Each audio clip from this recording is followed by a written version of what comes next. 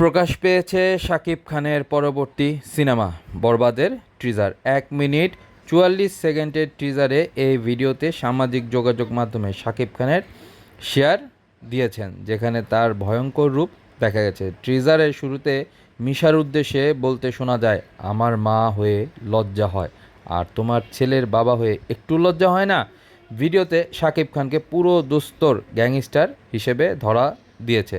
তাকে বলতে শোনা যায়, আমি শুধু একটা জিনিসই ভাবি, নিতু শুধুই আমার। সব মিলিয়ে দর্শকরা এখন অপেক্ষায় রয়েছে ছবির মুক্তির। মেহেদী হাসান হৃদয় পরিচালিত এই ছবিটি আগামী ঈদে বক্স অফিসে মুক্তি পাবে। ছবিতে গুরুত্বপূর্ণ চরিত্রে অভিনয় করেছেন পশ্চিমবঙ্গের জনপ্রিয় অভিনেতা যিশু সেন গুপ্ত।